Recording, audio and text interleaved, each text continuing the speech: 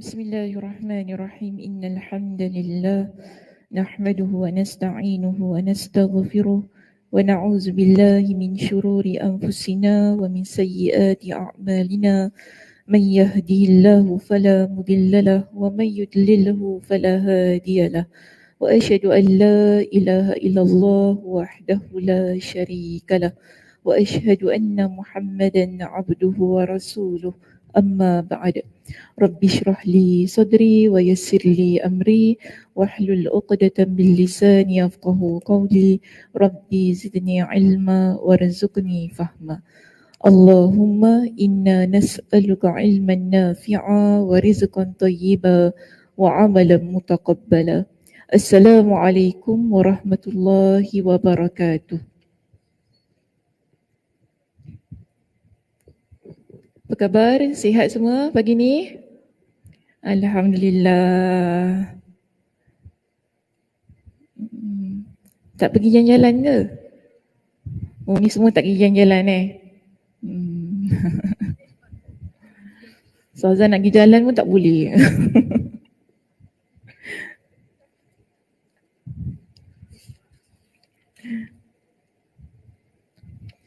Okey, hari ni muka surat apa kita? Sorry lah. Hari ni muka surat apa kita? Bab 41. Sambung kan? Hari tu bincang bab berapa? Bab 5. Saya ni banyak sangat benda bertampal-tampal, tak nampak. Bab 5. Okey, tajuk keterkaitan hamba dengan Rabb-Nya.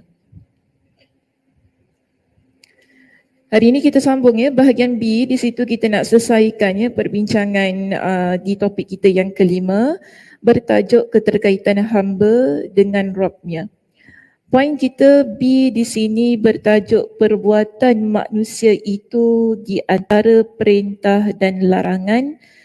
Akan bermula dari muka surat 441.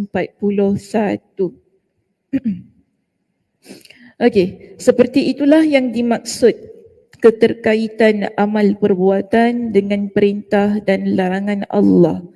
Hakikatnya adalah menghilangkan motif dan tujuan duniawi yang mendorong seseorang untuk melaksanakan sebuah perintah dan meninggalkan sebuah larangan.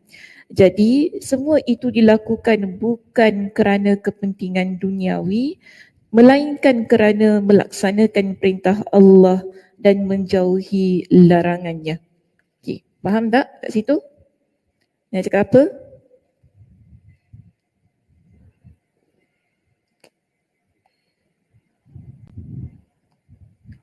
Senyum. Faham tak? Seperti itulah yang dimaksudkan keterkaitan amal perbuatan dengan perintah dan larangan Allah.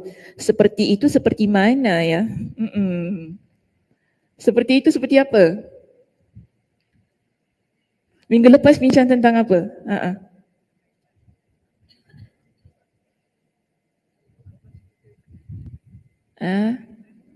Kaitan. Okey, sekarang ni dia bincangkan tentang perbuatan kita dan nak mengaitkannya antara perintah dan larangan. Actually minggu lepas saya ada baca sikit kan tentang hal ini. Ingat lagi tak apa yang saya bincangkan? Perenggan yang terakhir minggu lepas kita baca tu. Dia ulang balik sebenarnya tu. Kalau apa Kak Som? Tak dengar. Kena bangun. Alah, imat aku. Apa dia Kak Som? Kita melaksanakan perintah Allah. Kalau kita ingat Allah, Allah ingat kita. Betul. Tetapi macam mana kita nak kaitkan perbuatan kita? Nak kaitkan perbuatan kita dengan perintah dan larangan Allah. Buat apa yang Allah suruh, tinggalkan larangannya. Minggu lepas bincang tentang apa? Saya nak poin minggu lepas.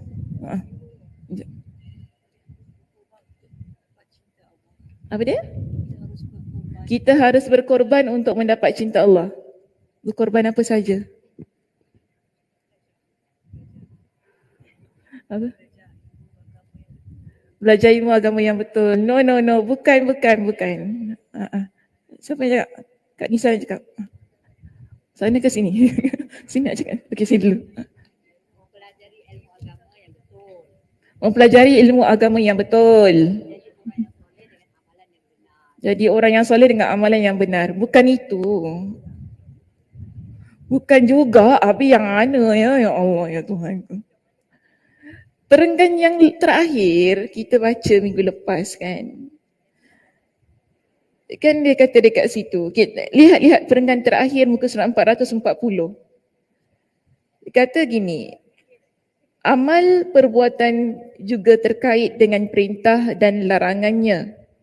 Sehingga dia mengerjakan suatu ketaatan kerana merasa tidak diperintahkan, kerana merasa telah diperintahkan untuk melaksanakannya dan kerana mencintainya, dan meninggalkan segala larangan kerana merasa telah dilarang melakukannya dan kerana membencinya. Saya terangkan kan pada minggu lepas. Tengok balik video minggu lepas. Tipu kalau kata saya tak terangkan. Saya terangkan minggu lepas.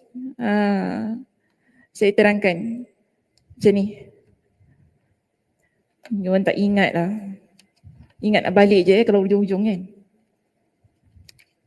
Okey, kita ada dua perkara dekat sini.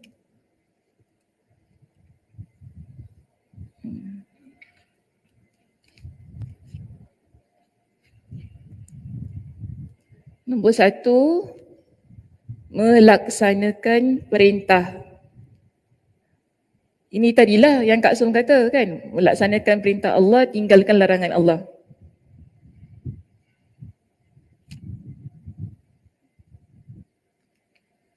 Jadi kenapa kita melaksanakan perintah itu?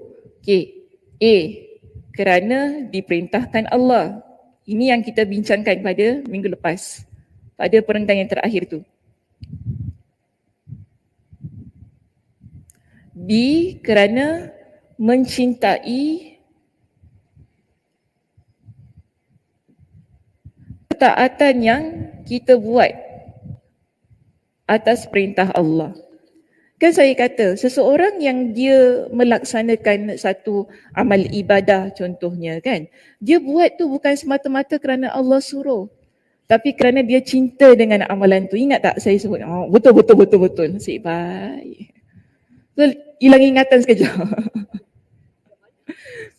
Dah banyak sangat belajar yang sampai tercampur-campur. Betul juga. Dah banyak sangat belajar Allah sampai tercampur. Okey, yang kedua. Meninggalkan larangan.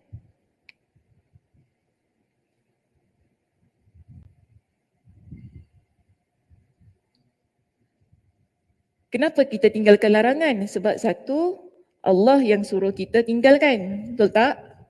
Kerana ia adalah perkara yang dilarang Allah.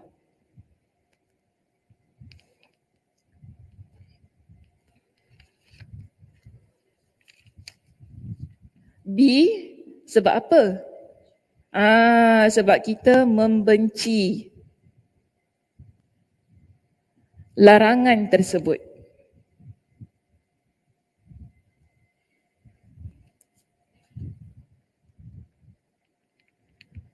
Jadi ini poin yang dibawa sekali lagi dalam perenggan kita yang pertama. Maka dia kata seperti itulah. Seperti itulah maksudnya seperti ini. Seperti yang ini. Seperti itulah dia kata yang dimaksud keterkaitan amal perbuatan dengan perintah dan larangan Allah. Jadi bila kita buat perintah Allah kerana Allah Subhanahu Wa Taala perintahkan dan juga kerana kita cinta dengan perbuatan tersebut, begitu juga bila kita ini menjadi seorang muslimah yang meninggalkan larangan Allah. Kenapa kita tinggalkan? Sebab Allah larang kita buat. Kemudian kita juga benci dengan perbuatan itu. Maka dia kata di sini, hakikatnya adalah menghilangkan motif dan tujuan duniawi yang mendorong seseorang untuk melaksanakan sebuah perintah dan meninggalkan suatu larangan. Jadi kita ada poin yang begini ataupun cara kefahaman yang begini, tujuannya ialah untuk kita tinggalkan niat-niat yang selain Allah. Dan kita buat amal ibadah, niatnya mesti kerana Allah kan? Betul tak? Boleh tak kita nak buat kerana manusia? Tak boleh. Allah terima tak amalan itu? Allah tak terima. Okey, amalan yang dibuat kerana nak mendapatkan pujian manusia, kerana kita inginkan tentang status, kedudukan ataupun apa-apa saja yang berkaitan dengan duniawi, ia adalah amalan yang tidak diterima oleh Allah Subhanahu Wa Taala. Jadi di sini kata, kenapa kita buat satu itu adalah kerana perintah Allah dan juga kerana kita cinta kepada amalan tersebut, bukan kerana kita cinta kepada pujian manusia kepada kita. Jadi tujuan kita perlu ada dua perkara ini ketika kita nak beramal soleh, supaya kita ni tidak termasuk dalam perangkap duniawi. Okay, supaya kita dapat bersihkan hati kita, diri kita ini daripada tujuan-tujuan dunia yang mana boleh merosakkan amal ibadah kita. Begitu juga tentang meninggalkan satu larangan. Kita tinggalkan sesebuah larangan bukan kerana kita ni Allah nanti malu, tu kan. Allah nanti orang cakap apa, nanti itu. Bukan begitu. Kita tinggalkan larangan itu bukan kerana kita ni malu orang cakap kita gini, cakap tu. Tapi kita tinggalkan kerana Allah. Ini baru betul. Tinggalkan satu perbuatan yang haram kerana Allah. Tinggalkan satu perbuatan yang Allah kata ini maksiat, jangan buat, masuk neraka. Tinggalkan. Bukan sebab kita takut orang tahu kita ni pendosa, bukan begitu. Tapi kerana Allah kita tinggalkan. Dan tujuannya juga ialah kerana kita benci dengan perbuatan itu. Kerana Allah benci perbuatan tersebut. Ini kita nampak perbuatan tersebut adanya kaitan kita dengan Allah Subhanahu Wa Taala. Dia sama macam ini muslimah, kita lihat. Kita kalau kita nak bahasa mudahnya kan, bila kita nak mengaitkan sesuatu dengan Allah tentang kehidupan kita. Contoh saya beri contoh gini. Kita kalau nak makan, kita boleh makan ke? Tak kan? Mula-mula kita fikir apa? Kita fikir apa? Boleh makan ke tak boleh makan? Ini makan gastrik ke tidak? Begitu. Kita fikir halal atau haram dulu kan? Kita nampak satu kedai, contoh kedai baru buka, okay? Kedai tu baru buka. Sedapnya kedai ni lah ya, jual bakar-bakar daging. Lepas tu kita tengok, kita nak terus masuk duduk, walaupun kita dapat pamphlets ke flyers ke apa, kita come in, join us. Kita nak join ke? Kita mesti fikir dulu, ini halal ke tak? Kenapa kita fikir begitu? Kenapa kita fikir tentang halal dan haram? Sebab ia larangan Allah. Maknanya kita kaitkan apa yang kita nak buat itu dengan perintah Allah dan larangan Allah. Nampak ya? Gitu hidup kita ni. Setiap sesuatu yang kita buat, kita mesti kaitkan dia dengan hukum hakam. Kenapa? Sebab hukum hakam itu ialah aturan Allah. Itu bermakna kita mengaitkan kehidupan kita dengan Allah. Tidak ada satu pun dalam hidup ini kita boleh main sondolnya. Tak. Mesti kita fikir dulu tentang agama. Pasal nak makan kita fikir halal ke haram. Sedap macam mana pun kan, telur macam mana pun, kalau dah orang kata bak jugalah, bagi bak tahu tak bak, budak-budak sekarang tahu tak bak tu. Kalau kata bak alik beria, bak alik beria lah, takkan nak makan. Betul tak? Kita fikir gitu kan. Sesedap macam mana pun, kenapa dia sedemikian? Kenapa kita tinggalkan? Sebab ia larangan Allah. Kita kaitkan ia dengan Allah Subhanahu Wa Taala. Kita nak cakap sesuatu, contoh dalam hidup kita ni. Kita fikir dulu nak cakap kan? Ke main cakap je? Tak kisahlah, dia nak rasa apa cakap aja, macam tu kan? Tak kisahlah, yang penting puas. Tak, kita fikir dulu. Saya nak cakap ni boleh ke tak? Kan? Boleh ke kita sebut macam ini, kita ucap perkataan begini? Ke selalu orang perempuan dia cakap dulu baru fikir? Kita orang perempuan cakap dulu Ustazah baru kita fikir, baru nak menyesal gitu ya? Tak boleh. Kita kena fikir dahulu sebelum kita cakap. Kenapa? Sebab ia berkaitan dengan hukum hakam Allah. Hidup kita begitu. Jadi setiap tindakan kita, tak kiralah dari sudut makanan, minuman, perbuatan, ucapan, semuanya ada keterkaitannya dengan Allah Subhanahu Wa Taala. Kerana apa? Allah yang menetapkan hukum hakam itu. Kita manusia, bukan kita yang tetapkan hukum hakam. Kan halal haram Allah yang tetapkan. Yes, demikian. Jadi asalnya apa-apa hukum kita akan rujuk pada Quran, kita akan rujuk pada sunnah terlebih dahulu. Baru kita boleh keluarkan hukum sedemikian. Kita tak tiba-tiba, oh saya rasa benda ni haram, saya rasa benda ni halal. Tentang hukum hakam ni tak ada main rasa-rasa ya. Hukum hakam ni semuanya ialah berdasarkan kepada nas. Barulah dapat dikeluarkan hukumnya. Jadi kalau tak ada nas macam mana? Kalau kita tak dapat nak gunakan satu pendalilan yang betul, kita tak dapat keluarkan hukum yang betul. Akhirnya itulah yang menyebabkan kita ikut kepada perasaan, ikut kepada apa yang kita rasa, yang akhirnya menghasilkan sebuah hukum yang salah. Sebab itu sangat penting setiap apa yang kita buat dalam hidup ini direlatekan, dikaitkan dengan hukum hakam Allah sehingga adanya keterkaitan antara perbuatan kita dan Tuhan yang menciptakan kita. Okey, baik, seterusnya di sini. Dia kata, selain zikir dan amal-amal yang terkait dengan Allah, sikap tawakal dan cintanya juga terkait dengannya. Jadi kalau kita fikir tentang amal ibadah, tadi saya berikan dengan sesuatu yang secara umum berkaitan dengan pemakanan, ucapan, perbuatan kita. Sekarang di sini disebutkan selain zikir. Zikir ini adalah amalan yang kita bila lihat dia kita akan ingat kepada Allah Subhanahu Wa Taala. Ataupun bila kita sebut kita akan ingat kepada Allah Subhanahu Wa Taala. Sebab apa? Zikir ini kita akan kata zikrullah. Ada nama Allah di belakang tu kan. Sebab tu zikir diletakkan di tempat yang pertama di sini. Di selain zikir dan amalan yang terkait dengan Allah, kita dapati bahawa zikir adalah amalan yang sangat terkait dengan Allah. Selain daripada amalan-amalan yang lain. Bukan saya kata solat tu kita tak ingat Allah, puasa tak ingat Allah. Cuma daripada sudut penamaan itu sahaja, kita nampak bahawa ini adalah amalan yang kalau disebut, terus kita akan ingat Allah. Kerana kebiasaannya dalam Al-Quran, dalam hadis, kita akan sebut zikrullah, yadhkurullah. Ada tak kita kata salatullah, puasa Allah, solat Allah, ada? Tak ada. Zikir kepada Allah, kan? Penamaannya begitu kan?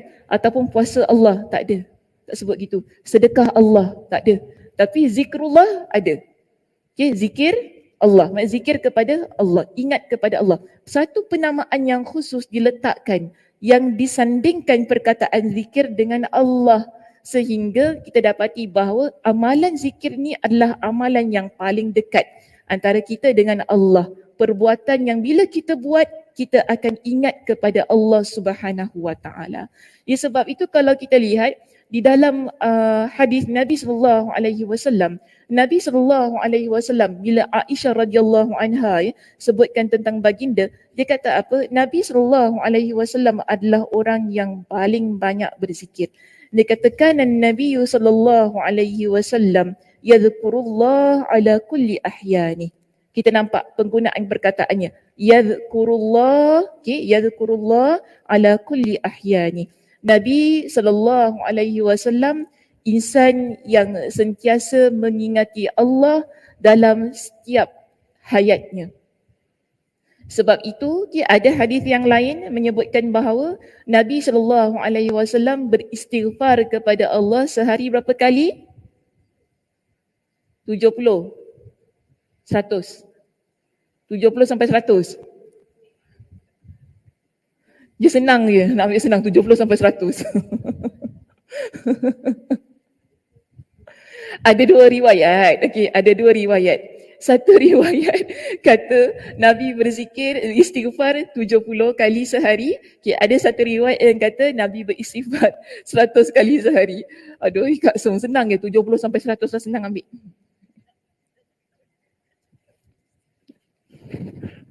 Nak shortcut je Kak Song. Tapi yang kita nampak di sini ya, Kedua-dua riwayat itu sahih. Sama ada Nabi beristighfar 70 kali sehari ataupun 100 kali sehari. Yang nak kita katakan di sini, banyaknya Nabi ingat kepada Allah dalam sehari. Jadi kita berapa kali sehari istighfar? Tak terkira. Main istighfar je. Masya Allah, okeylah tu. Yang penting istighfar kan. Jangan tak istighfar langsung. Kalau tak istighfar langsung tu, dahsyatnya. Masuk pasar istighfar tak?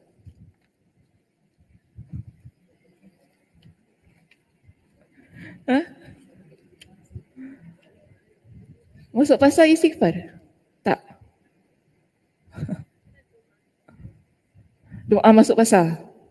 Sekejap ya. Mak saya mesej, sekejap.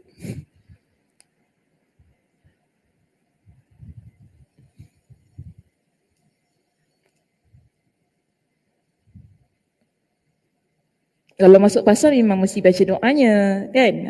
Baca doa. Jadi ingat Allah, tak boros. Begitu. Kalau tak ingat doanya, baca istighfar pun dah boleh. Itu penting yang kita ni. Maknanya nak tunjukkan, hatta kita ni dalam kehidupan kita ni, apa pun yang kita buat, dia tak terlepas daripada doa. Betul tak? Kita nak masuk tandas, kita baca doa. Kita istinja, kita baca doa. Hatta kita bersama dengan suami pun kita berdoa. Nampak? Banyak bagi saya seluruh kehidupan kita ni, agama ni mengajarkan kepada kita agar ingat kepada Allah. Setiap sesuatu yang kita nak buat. Masak, baca doa. Bismillah. Betul lah, bismillah. Itu maksudnya doa tu kan. Baca bismillah kan. Sambil-sambil kita zikir kan. Astaghfirullahalazim. Boleh, saya tak ada masalah. Subhanallah. Kan, alhamdulillah wala ilaha illallah, Allahu akbar. Kita zikir begitu. Maknanya setiap perkara yang kita buat ni dalam hidup, dia tidak terlepas daripada zikir kepada Allah. Sebab itu Nabi SAW di dalam sebuah hadis yang lain, Nabi kata gini, ala unabbiukum bi khairi a'malikum wa azkaha. Nabi kata, hendakkah kalian aku tunjukkan kepada kalian dengan satu amalan. Amalannya sangat cantik. Iaitu Nabi kata apa? Amalan ini bi khairi a'malikum, sebaik-baik amalan. Wa azkaha, dan yang paling suci, inda malikikum, di sisi Tuhan kalian. Lalu Nabi SAW kata apa? Wa arfa'iha fi darajatikum, dan amalan ini akan mengangkat darjat kalian. Amalan yang ni bila kita buat, dia bukan sahaja merupakan amalan yang paling baik, bukan saja amalan yang paling suci di sisi Allah Subhanahu Wa Taala, dan bukan saja amalan yang boleh mengangkat darjat kita di sisi Allah, bahkan Nabi kata wa khairul lakum min infaqidh dhahab wal fiddah. Bahkan ia lebih baik daripada kalian menginfakkan harta kalian daripada sudut emas dan juga fiddah ni perak, okey, emas dan perak. Dan bahkan Nabi kata wa khairul lakum min an talqaw, bahkan lebih baik untuk kalian daripada kalian nak cakap menyembelih min an talqaw aduwakum fatadribu a'naqahum, daripada kalian berjumpa dengan musuh sehingga kalian pun menyembelih leher musuh kamu, ataupun musuh kamu menyembelih leher kamu. Maknanya pergi berperang, berjihad di jalan Allah. Jadi di kalangan para sahabat, mereka kata, qalu bala, wahai Rasulullah, ya, kami ingin tahu apakah amalan itu. Nabi je ucap dengan satu ucapan yang very simple. Amalan yang sangat simple. Zikrullah ta'ala. Zikir kepada Allah Ta'ala. Itu je. Jadi zikir kepada Allah ini, amalan yang kita kata tadi kan mendekatkan kita kepada Allah, amalan yang kita kaitkan diri kita dengan Allah Subhanahu Wa Taala, ia bukan zikir yang ataupun bukan amalan yang saja-saja. Nabi kata dia ada 5 tadi, 5 ke 6. Pertama tadi Nabi sebut apa? Amalan yang baik. Baik saja. Amalan yang paling baik. Sebelum itu? Yang paling suci. Yang paling suci di sisi Tuhan kalian, Seterusnya baru menaikkan darjat kalian 4. Apa Kak Ina? Lebih baik daripada kalian menginfakkan emas dan perak. Seterusnya yang kelima, lebih baik daripada kalian keluar berjihad, itu keluar ke medan perang. Yang mana ketika kalian perang itu kalian akan bertemu dengan musuh, kalian bunuh musuh, musuh membunuh kalian. Jadi kita ada berapa? 5 ke 6 tadi? Baru nak kira. 5. 5.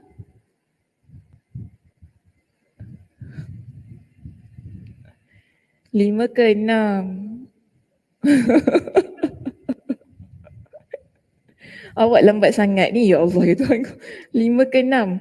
Saya kira 1, 2, 3, 4, 5. 5. 5. Betul? Betul Kak Ina? Macam 6 je Kak Ina? Asal aku tulis 6 Kak Ina, 5 ke 6 Kak Ina? 5 lah. Tadi saya sebut 5. Apa Kak Ina? 5. 5. Okay, 5. Kita ada 5 keutamaan yang Nabi sebutkan tentang zikir. Yang mana tadi zikir itu ialah zikir yang dapat kita, amalan yang dapat kita kaitkan dengan Allah Subhanahu Wa Taala. Dan seterusnya kita ada amal yang lain yang terkait dengan Allah, iaitu solat, puasa, apa lagi? Pergi umrah. Ni semua adalah amalan-amalan yang terkait. Pendek kata semualah ya. Semua amalan yang kita buat ianya ada keterkaitannya dengan Allah Subhanahu Wa Taala. Dan sikap tawakal dan cintanya juga terkait dengan Allah. Jadi kita jangan lupa di sini tawakal juga merupakan amalan yang boleh mengaitkan kita dengan Allah Subhanahu Wa Taala. Kenapa?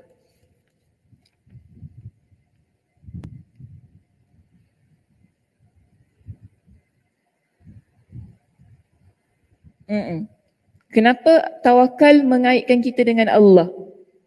Ada jawapan?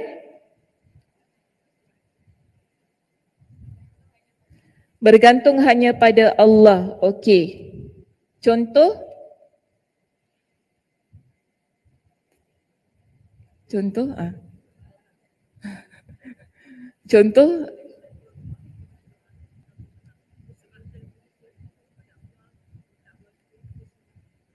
Kita serahkan diri kita kepada Allah, minta Allah lindung kita. Itu tawakal. Betul Kak Som? Kak Som macam tak sure je Kak Som, muka Kak Som macam macam takut, betul ke macam berserah diri kepada Allah, bergantung kepada Allah. Sama ya, berserah diri, bergantung kepada Allah. Okey, lagi ada? Yakinkan diri kita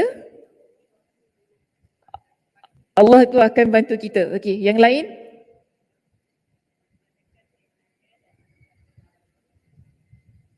Jalankan perintahnya. Oh, itu tawakal. Itu macam takwa je, Mak Isa. Menjalankan perintahnya, meninggalkan larangannya, itu tawakal. Beza-beza, Mak Isa, lain-lain. Istilah tu istilah lain. Okey, tak apa. Dah semua tengok saya macam telan. Habis tu apa? Tanya-tanya orang tak nak jawab. Apa ni? Rasa selamat. Oh, macam-macam fatwa keluar. InsyaAllah. Kalau kita kata tawakal, kena usaha ke tidak? Kena. Kenapa tak cakap tadi? Lupa nak cakap. Oh, lupa nak cakap. Itulah tertinggal tu. Kan? Bila kita kata tawakal pada Allah ni tak boleh terus bagi satu penerangan saya bergantungkan diri saya pada Allah ataupun harapan saya pada Allah. Tak boleh gitu. Nanti orang salah faham. Kan nanti orang kata, oh kalau gitu apa-apa kita tawakal pada Allah, lapar tawakal. Laparnya, ya Allah saya bertawakal pada Allah. Kenyang. Boleh gitu? Kalau tak tawakal dosa pula. Betul tak? Kalau tak tawakal dosa kita. Dah tu macam laparnya. Diam. Buat bodoh. Kenapa engkau? Lapar. Pasal saya tak makan. Tawakal.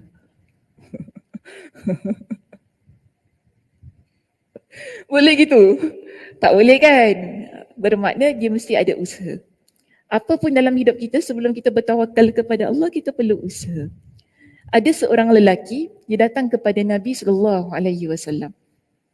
Dia tanya kepada Nabi, wahai Rasulullah, saya ada unta ni. Unta ni saya nak ikat, lepas tu saya bertawakal, ataupun saya nak lepaskan, baru saya bertawakal. Kak Som kata ikat. Ikat. Ikat. Nabi kata, kamu ikat unta kamu, kamu bertawakal kepada Allah. Nabi tak kata biarkan. Beriman tak pada Allah? Nabi tak kata gitu. Beriman tak pada Allah? Kalau kamu beriman kepada Allah, kamu tawakal kepada Allah, dah sudah, biarkan je. Tapi tak, Nabi beritahu kepada lelaki itu, unta kamu, kamu ikat. Kemudian baru kamu bertawakal kepada Allah. Itu kalau dia nak hilang ke, orang curi ke apa, memanglah kita serahkan kepada Allah Subhanahu Wa Taala. Yang penting kita dah buat tadi, kita dah usaha tadi. Betul tak? Ini baru tawakal yang betul.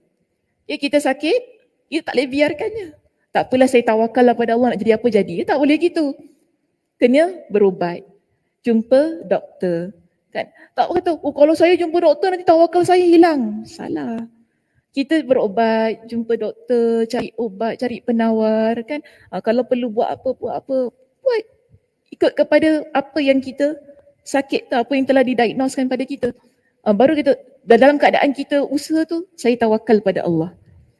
Okay. Sembuh, alhamdulillah. Tak sembuh, maknanya itu semua atas takdir Allah Subhanahu Wa Taala. Baru betul. Ini kita lihat ya, tawakal itu ialah perbuatan ataupun amalan yang mengaitkan kita kepada Allah.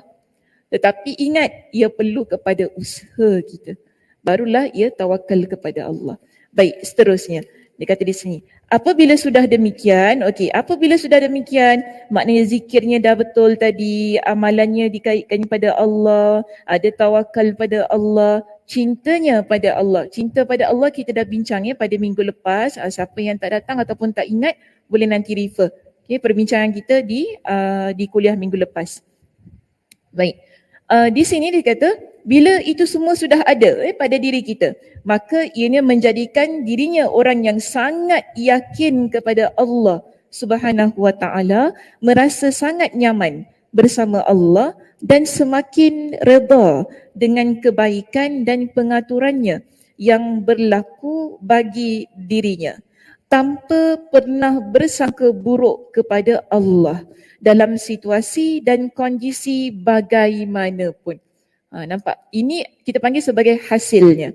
Bila semua perbuatan kita ini, kita jadi orang yang mengaitkan ia kepada Allah, akhirnya ianya akan membentuk diri kita menjadi seorang muslimah yang yakin sangat-sangat dengan Allah Subhanahu Wa Taala. Kita akan jadi seorang muslimah yang tadi rasa tenang sangat-sangat. Bila kita ni jadi orang yang mengamalkan perintah Allah, meninggalkan larangan Allah itu tadi. Bahkan di sini dikata kita akan jadi seorang muslimah yang tidak bersangka buruk pada Allah. Kita jadi orang yang husnuzannya sangat tinggi kepada Allah dalam apa jua situasi dan kondisi. Situasi dan kondisi sama lah ya. Situasi dan kondisi apapun. Baik, alhasil dikata di situ, kefakiran dan kebutuhan dirinya pun terkait dengan Allah. Jadi bila kita ni jadi orang yang tak bersangka buruk pada Allah, semua itu tadi kan yang telah kita bincangkan pada perenggan yang kedua, akan menjadikan kita orang yang mana meletakkan keperluan diri kita, dan kefakiran tu maksud kelemahan kelemahan yang ada pada diri kita ini pada Allah. Semua itu adalah daripada Allah Subhanahu Wa Taala, bukan dengan selainnya. Harapan dan kecemasan, kegembiraan dan kebahagiaan serta keceriaannya hanya terkait dengan Allah semata-mata. Jadi ini menyebabkan setiap perasaan yang kita miliki. Rasa takut kita, rasa bimbang, cemas tu maksudnya bimbang. Kecemasan bukan emergency. ANE tu bukan kecemasan tu. Tapi kecemasan ni maksudnya ialah rasa bimbang kita. Rasa khawatir kita. Dan dalam hidup ni biasa kita ni ada banyak perasaan yang kita rasa risau, kita rasa cemas dalam hidup kita ini. Tapi orang yang begini, harapan dia, kecemasan ataupun kerisauan dia, kegembiraan yang ada pada diri dia, kebahagiaan yang ada pada diri dia, hatta keceriaan. Keceriaan dengan bahagia apa beza?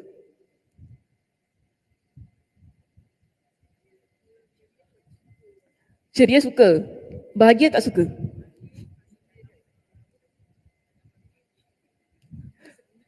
Bahagia. Kalau apa? Ceria fizikal. Kalau bahagia, dalaman. Betul Kak Nisa? Betul? Aku betulkan je lah. Nanti kena tanya banyak-banyak, tak reti nak explain. Oh, betul juga Kak Nisa. Kalau saya jadi Kak Nisa pun saya iakan je lah. Yelah betul lah. Nanti kena tanya. Yelah ceria tu macam nampak tak muka saya sekarang ni? Kan nampak ceria, happy gitu kan? Gitu ceria kita nampak. Tapi kalau bahagia tu, orang cuma nampak muka kita gitu je orang tahu bahagia. Dia tak perlu nak ketawa huha huha. Orang kalau ceria tu dia mesti LOL. Biasanya begitu. LOL apa nak cakap? Tak tahulah masing-masing kan. Dia macam happy, itu ceria kita nampak. Daripada raut wajah dia kan tadi macam kakak katalah dia nampak fizikal dia. Daripada gerak-geri gestures dia tu kita dah nampak nampak dia tu ceria. Tapi kalau bahagia tu walaupun dia tak macam dia tak muka dia gitu kan. Tapi kita dah tahu dah, oh bahagia kat semua tengok tu kan. Tengok gitu je bahagia je orang tu kan. Dah nampak dah daripada raut wajah. So itu beza ya, bahagia dan ceria. Jadi di sini dia kata semua itu tentang harapan, kerisauan, kegembiraan, kebahagiaan dan keceriaan hanya terkait dengan Allah semata. Sehingga dia tidak merasa takut kepada selain Allah dan tidak menaruh harapan kepada selain Allah. Jadi maknanya semuanya itu diletakkan pada Allah Subhanahu Wa Taala. Sekalipun dia kata di sini. Oh belum Dan dia benar-benar gembira dengan sesuatu dan dia tidak benar-benar gembira dengan sesuatu selain Allah. Sekalipun sesekali waktu dirinya merasa gembira dan bahagia ketika bersama makhluknya, namun kegembiraan yang dirasakan itu tidak dianggapnya sebagai kegembiraan yang sempurna. Apa maknanya kat situ? Boleh faham?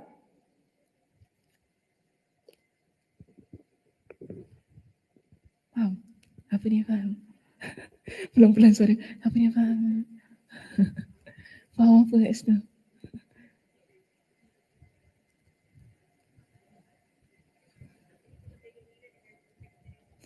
Macam mana?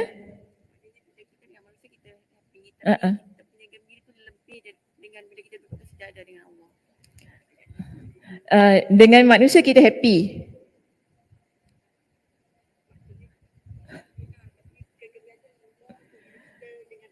Tetapi kegembiraan itu bila kita dengan Allah itu lebih lagi happy. Oh macam gitu ya, ayat yang paling mudah ya.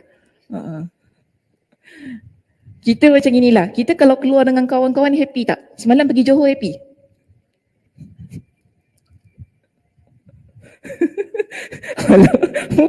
muka nak marah ke nak ketawa? Nak nangis? Nangis kegembiraan. Kak Zah. Semalam tengok happy ya? Ada nampak mami happy? Happy ya? Oh, suka-suka kan keluar. Kita kalau keluar dengan kawan kita, okey jangan cakap pergi Johor lah. Kita duduk-duduk dengan kawan kita, duduk kat coffee bean kan, minum-minum kopi, makan kek kan. Happy tak Mak Esa?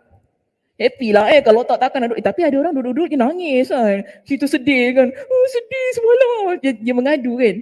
Tapi kita nak kata gini, bila kita duduk dengan kawan-kawan kita, dia mesti rasa happy lah. Itu kalau dah cerita tak ingat dunia tau. Itu kalau dah ketawa sampai pukul-pukul member sebelah. Dia macam itu sekali kan keadaannya kan. Sampai tak ingat dah. Tak ingat zikir ke mana. Semua tak ingat dah. Yang ingatnya cerita, gembira, ketawa, suka. Tetapi walaupun kita nampak situasi itu sangat gembira, namun orang yang dia mengaitkan kegembiraannya dengan Allah, Bagi dia kegembiraan itu adalah kegembiraan yang tidak sempurna. Kegembiraan yang berlalu macam tu saja. Sekali lalu je, alhamdulillah lah kita happy kan, kita bahagia, tapi dia macam tu saja. Dia tak boleh dibandingkan dengan kegembiraan kita, rasa suka kita bila kita betul-betul bersama dengan Allah. Bersama dengan Allah tu maknanya bila kita sendirian dengan Allah. Kita rasa bahagia kalau kita dapat bangun pukul 2 pagi, kita solat, kan? Orang yang betul-betul kecintaannya kepada Allah, itu adalah kegembiraan yang sangat sempurna. Dia kalau susah nak bangun malam, tiba-tiba dalam seminggu tu dia dapat bangun malam 2-3 kali, perasaannya sangat berbeza. Kegembiraannya sangat sempurna. Bila dia dapat solat qiyamul lail, berzikir, baca Al-Quran pukul 3-4 pagi, itu sangat beza situasinya. Dia rasa full, jiwa dia penuh dengan rasa kebahagiaan, ceria, gembira. Walaupun di awalnya tadi kita nampak, kalau kita tengok kan ada orang berkumpul ketawa terbahak-bahak, happynya macam tu kan. Happy meja sebelah tu kan, ketawa, saya tak lupa, kita tak ingat kita kat sebelah. Kita dah mula sindir-sindir gitu kan. Suka sangat. Tetapi kesukaan tu walaupun kita nampak seperti sempurna, namun ia tak sebagaimana orang beriman yang dia dapat duduk beribadah kepada Allah. Kegembiraannya tak sama. Okey, itu maksudnya. Baik, seterusnya kita lihat di sini.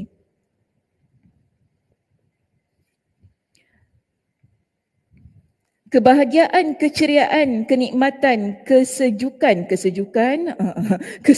dan ketenangan hati seutuhnya baru dirasakannya ketika bersama Allah. Okey, itu sebagaimana yang telah saya terangkan tadi ya. Adapun sesuatu selain Allah, seandainya sesuatu tersebut dapat membantunya meraih tujuan ini, maka dia pantas bahagia dan senang kerananya. Tetapi jika sesuatu itu menyebabkannya menjadi terhalang dari Allah, maka seharusnya dia bersedih, risau dan terguncang hatinya daripada bergembira kerananya. Jadi ini yang saya nak betulkan lagi lah. Tak bermakna kita ni tak boleh duduk-duduk dengan kawan-kawan kita kan, ketawa-ketawa, happy-happy, tak bermakna begitu. Maka di sini apapun perbuatan kita yang kita lakukan yang menjadi sarana ataupun penghubung untuk mendekatkan diri kita kepada Allah, maka itu juga boleh dimaksudkan dengan keterkaitan kita kepada Allah. Dia bukan hanya semata-mata kita straight all the way dengan Allah. Faham tak maksudnya?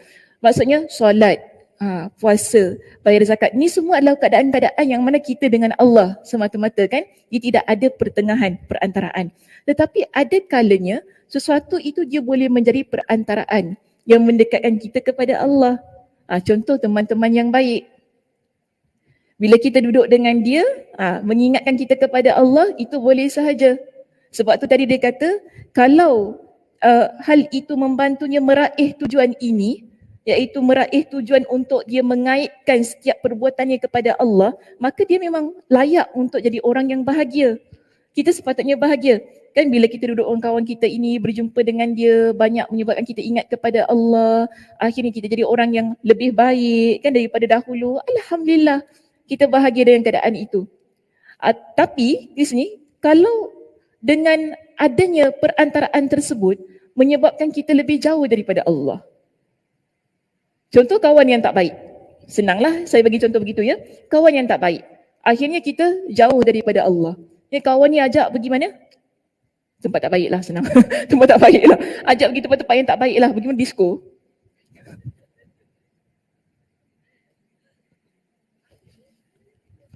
Apa dia? Ada lagi? Disco. Manalah tanya saya manalah tahu. Tak pernah pergi kakak. Tanya saya ada ke lagi disco? Tak tahulah saya. Saya pun tak tahu. Yang penting tempat-tempat yang tak baik lah. Kalau kawan-kawan kita ajak pergi tempat yang tak baik, jumpa bomo lah, senang jumpa bomo kan, nak jampi serapah, ini semua ia tidak membawa kita kepada kebahagiaan yang sempurna. Kita seharusnya bersedih dengan keadaan yang sedemikian. Dia apa-apa saja, tak semestinya tentang kawan ya. Apa pun. Contoh kita nak kata apa? TV. TV. TV. Kalau TV tu, bila kita tengok rancangan yang mendekatkan kita kepada Allah, memang pantas kita gembira. Tapi kalau tengok TV makin sakit hati, tengok TV makin sakit hati, ya Allah, macam aku nak rendam je laki dia tu. Tengok TV macam tu kan. Ya Allah, mak mertua je tu, macam aku nak cili-cili je mulut dia. Kita tengok TV makin rasa gitu, tak payah tengok TV. Betul tak? Hati pun tak sakit. Settle. Settle. So kita tak ada rasa macam geram, tak ada rasa emosi, tak ada apa kan. Kita letak emosi kita di tempat yang betul. Nampak ya? Letak emosi di tempat yang betul. Yang mana nak mengaitkan ia kepada Allah Subhanahu Wa Taala. Tapi boleh juga kalau nak tengok TV tu kan, tiba-tiba ni Allah larang ni. Macam gitu okey jugalah. Ni Allah larang, tak boleh, kita tak boleh jadi mak mertua macam ini, dosa. Okeylah, ingat pada Allah. Kan sebab tadi mengaitkan ia kepada larangan dan perintah Allah Subhanahu Wa Taala. Tapi sikit-sikitlah ya tengok TV tu. Jangan ngotot sangat. Nanti terbangai kerja. Okey, di sini kesimpulannya tidak ada kenyamanan dan kebahagiaan bagi seorang hamba melainkan kebahagiaan yang diraih kerana Allah Subhanahu Wa Taala atau dengan sebab yang terkait dengannya atau dengan sesuatu yang dapat membantunya meraih keredaan Allah. Jadi kita ada 3 di sini. Untuk kita mendapat kenyamanan dan kebahagiaan hati, kenyamanan, ketenangan dan kebahagiaan hati, kita lihat pada 3 perkara ini. Kebahagiaan yang kita peroleh itu diraih kerana Allah, satu. Okey. Seterusnya, atau dengan sebab yang terkait dengannya, atau sebab-sebab yang berkaitan dengan Allah, perbuatan-perbuatan kita yang berkaitan dengan Allah, okey, itu yang kedua, atau dengan sesuatu yang dapat membantunya. Tu macam tadilah saya sebut tadi tentang kawan yang baik, okey, dapat membantunya meraih keredaan Allah. Jadi 3 perkara ini. Bila nak dapatkan ketenangan hati, perhatikan, adakah bahagia yang kita rasa sekarang ini adalah bahagia yang kita peroleh kerana Allah? Satu. Ataupun bahagia yang kita rasa sekarang ini adalah sesuatu yang ada kaitannya dengan Allah. Okey, 2. Dan yang ketiga, ataupun kebahagiaan yang kita dapat ini menerusi sesuatu yang membantu kita, mendekatkan kita kepada Allah Subhanahu Wa Taala. 3 keadaan.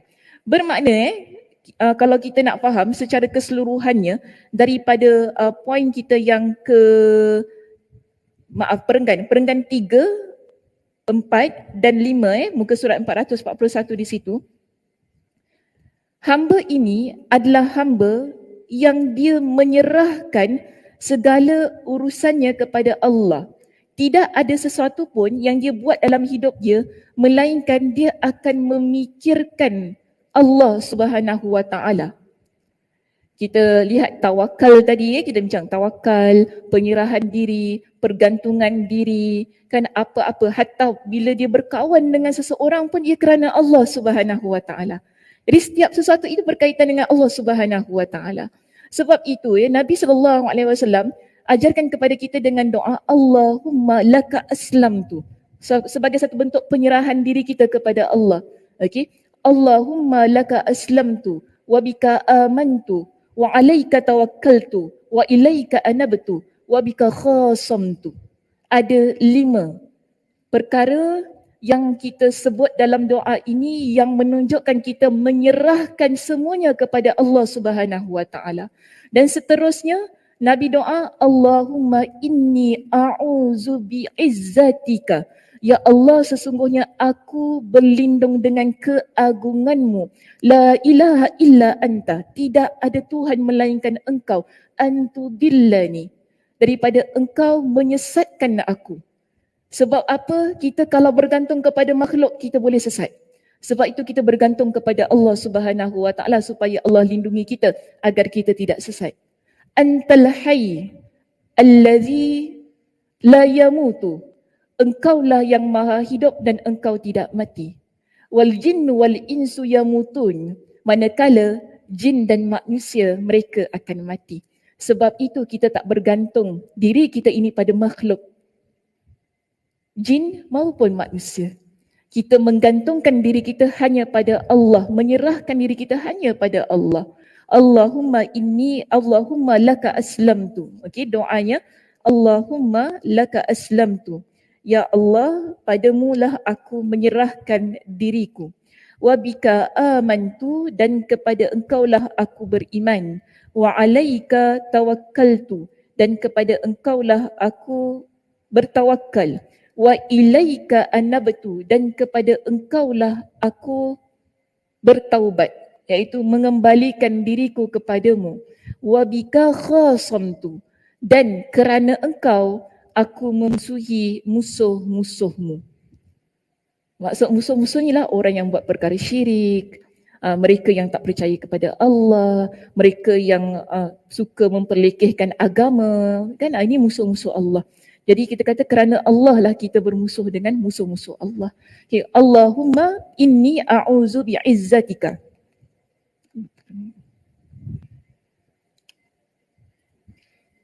Oh, tunggu saya tulis Kenapa dia tak bangun-bangun nak tulis Sabar, sabar. Sabarnya. Saya pun terlupa nak bangun tadi. Tengok muka terpinga-pinga baru faham. Apa tadi Kak Som pertama? Okey.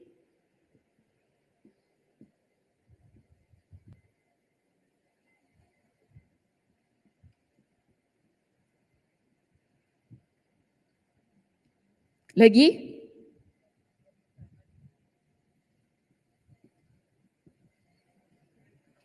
Oh, lepas tu tak tahu. Saya belum tanya, tu lepas tu tak tahu. Okey. Allahumma laka aslamtu wa bika amantu wa alaika tawakkaltu.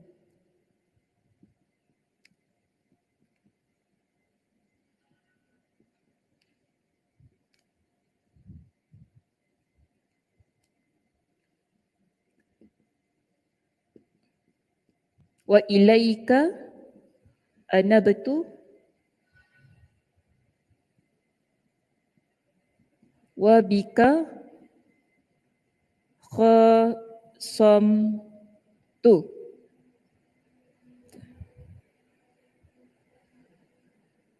Okey.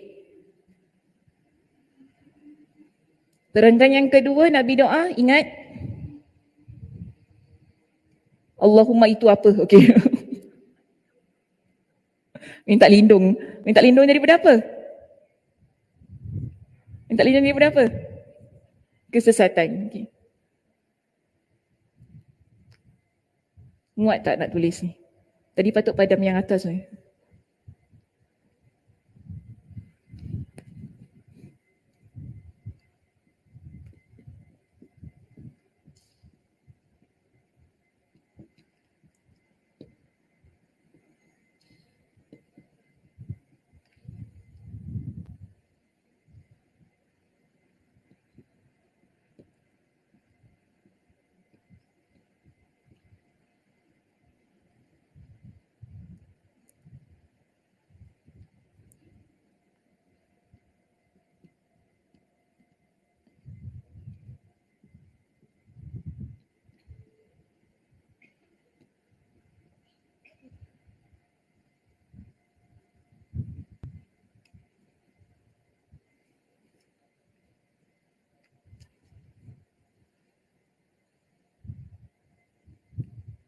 Saya tulis dulu ya, nanti saya baca lagi.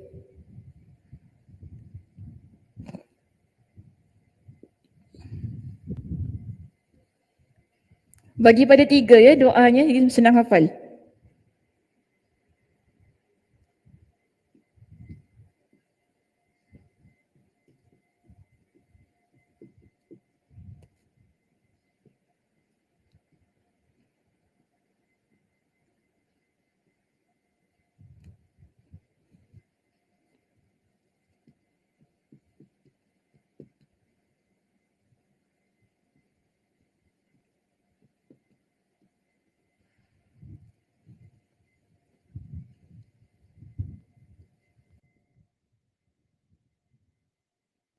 Okey, hadis riwayat Imam Muslim. Doa ini hadisnya riwayat Imam Muslim. Jadi Nabi SAW berdoa, Allahumma laka aslamtu. Ya Allah, padamu aku menyerahkan diriku. Okay, satu. Wa bika amantu, dan kepadamulah aku beriman.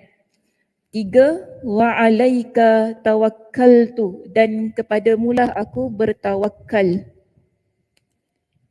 Kita ada yang keempat, wa ilaika anabtu, dan kepadamu aku kembali, maknanya bertaubat. Okay, wa ilaika anabtu. Kelima, wa bika khasamtu, dan keranamulah aku memusuhi musuh-musuhmu. Ini bahagian yang pertama. Okay, kalau panjang sangat, hafal ni dulu. Bila ni dah mantap, baru masuk yang bahagian kedua. Allahumma inni, ya Allah, sesungguhnya aku, a'udzu, berlindung, bi'izzatika, dengan keagunganmu, la ilaha illa anta, tidak ada Tuhan melainkan engkau, antudillani, daripada engkau menyesatkan aku. Okey, daripada engkau menyesatkan aku. Bahagian kedua, terus lengkapkan doanya pada bahagian yang ketiga. Antal hayy, ni balik pada Allah ya. Ya Allah, engkaulah yang maha hidup. Allazi la yamutu, yang tidak akan mati. Wal jinnu wal insu, sedangkan jin dan manusia yamutun, mati. Okey, sedangkan jin dan manusia mati, Allah itu maha hidup dan tidak mati. Ini menunjukkan bahawa keseluruhan doa ini mengajar kepada kita, hidup kita sebagai hamba Allah perlu menyerahkan semua urusan ini kepada Allah Subhanahu Wa Taala. Okay, untuk Allah, kerana Allah di situ. Jadi doanya baik kalau dapat diamalkan ya. Sikit-sikit dululah ya. Saya dah bagi pada 3 tadi kan. Hafal yang atas dulu, atas dah okey, baru pindah yang bawah. Doa minggu lepas hafal lah. Kak Song kata, doa minggu lepas. Entah, doa minggu lepas doa apa minggu lepas? Doa minggu lepas apa? Allahumma inni as'aluka.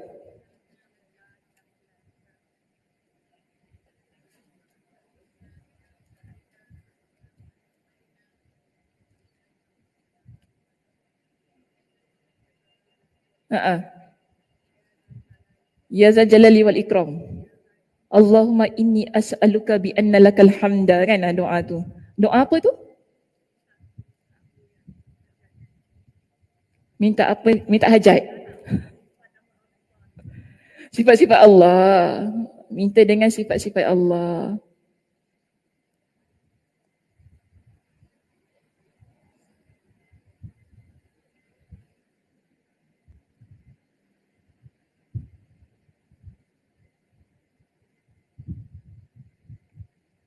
Sekejap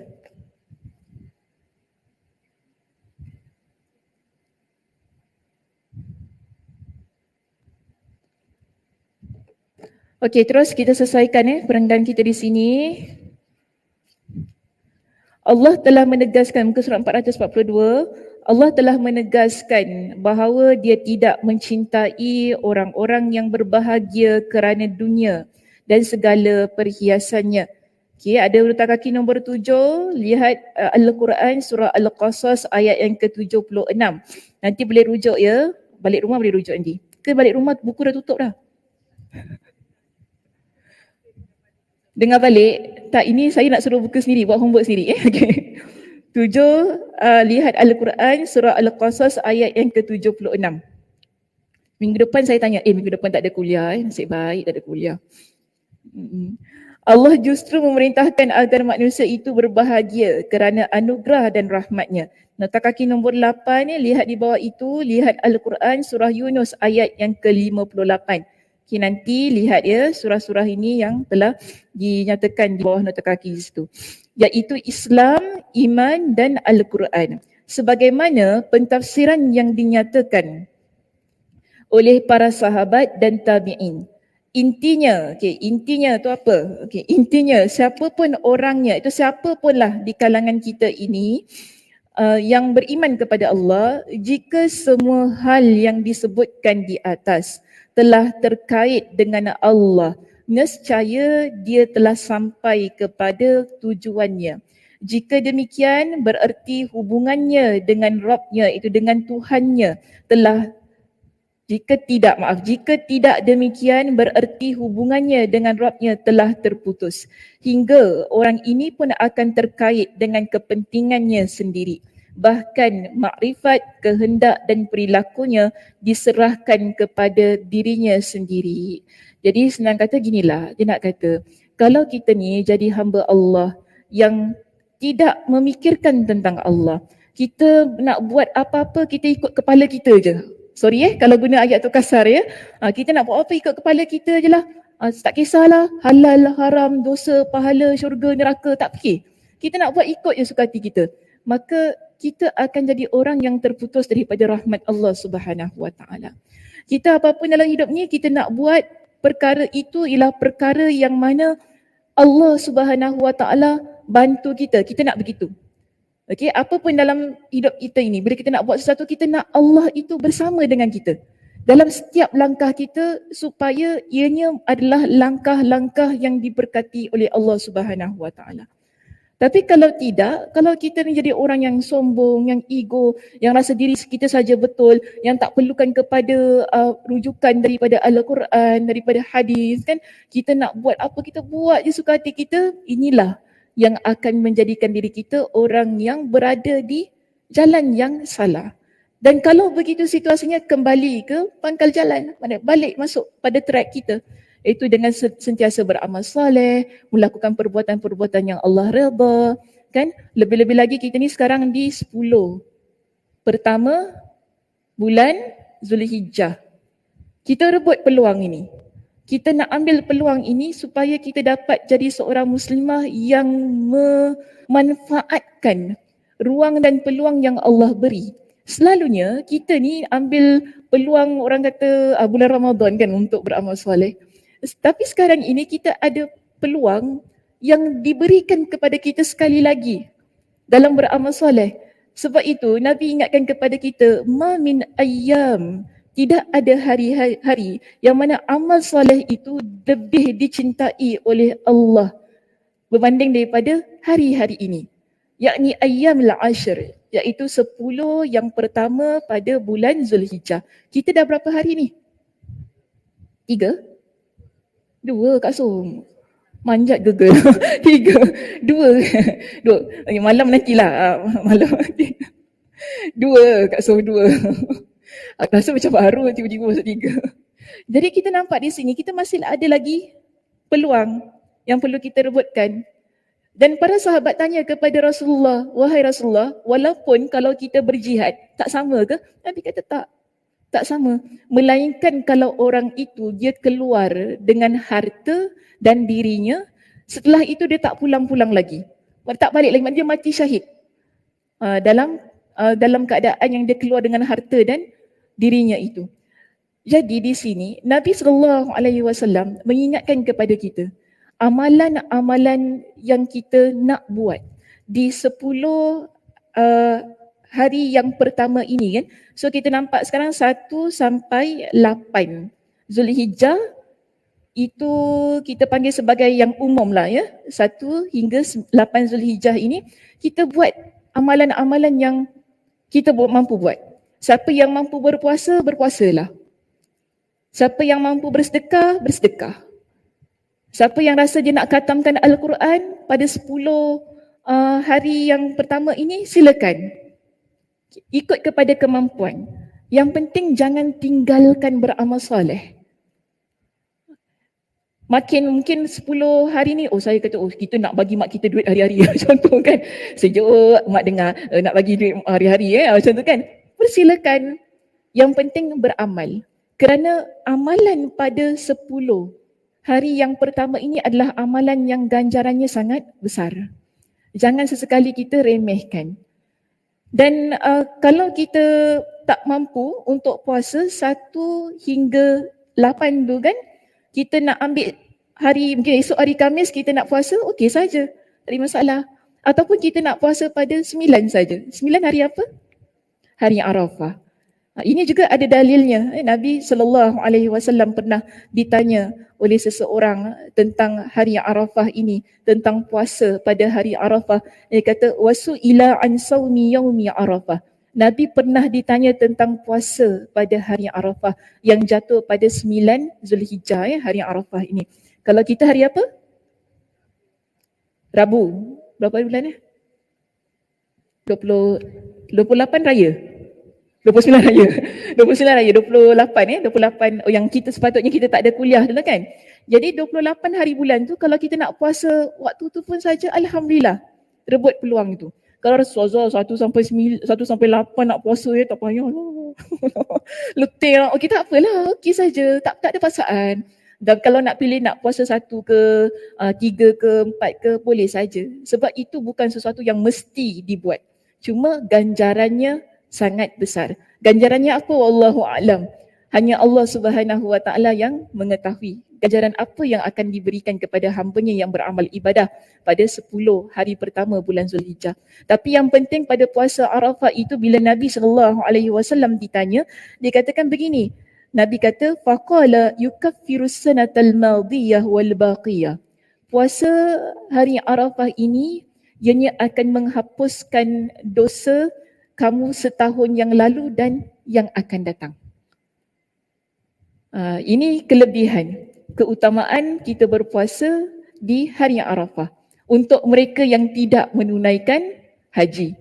Jadi kita kalau tak tunaikan haji ni, kita duduk Singapura relax-relax ni tunggu nak raya tu kan. Puasalah, rebut peluang. Okey, tak puasa 1 sampai 8, 9. Kita kejarkan. Alhamdulillah.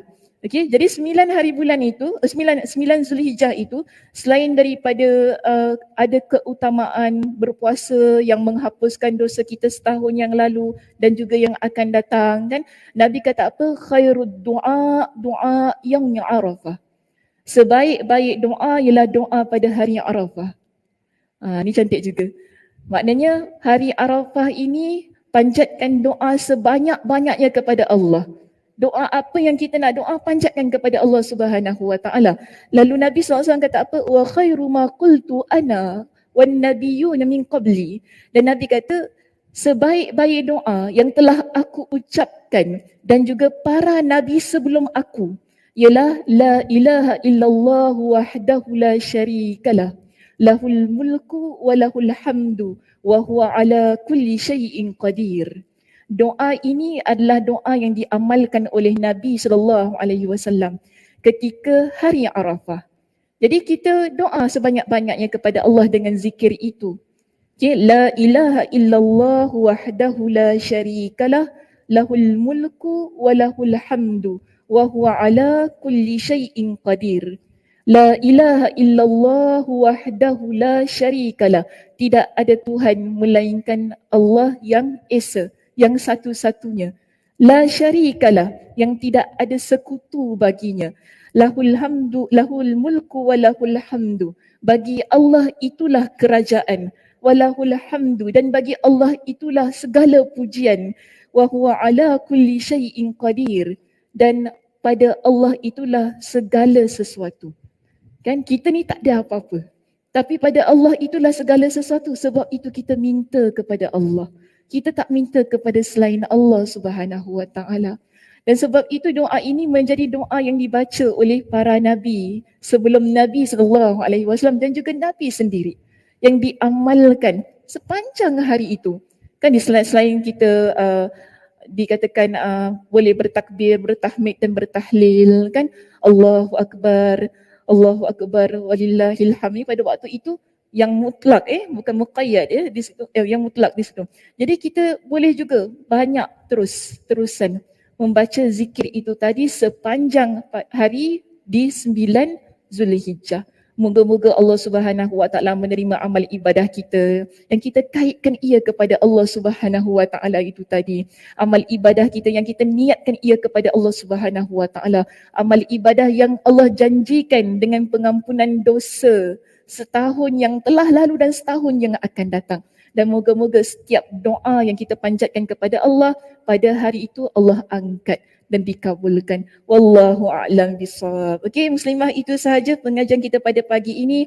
Mudah-mudahan Allah Subhanahu Wa Taala memberkati pertemuan kita. Mudah-mudahan Allah Subhanahu Wa Taala memberikan kepada kita dengan motivasi diri untuk terus-terus beramal soleh, menjadi muslimah yang taat kepada Allah dan mengamalkan setiap apa yang telah kita pelajari, dan Allah juga memberikan kepada kita dengan kesihatan, kekuatan untuk kita terus-terusan menuntut ilmu Allah Subhanahu Wa Taala. Saya tutup dengan tasbih kafarah. Subhanakallahumma wa bihamdika asyhadu an la ilaha illa anta astaghfiruka wa atubu ilaik. Assalamualaikum warahmatullahi wabarakatuh.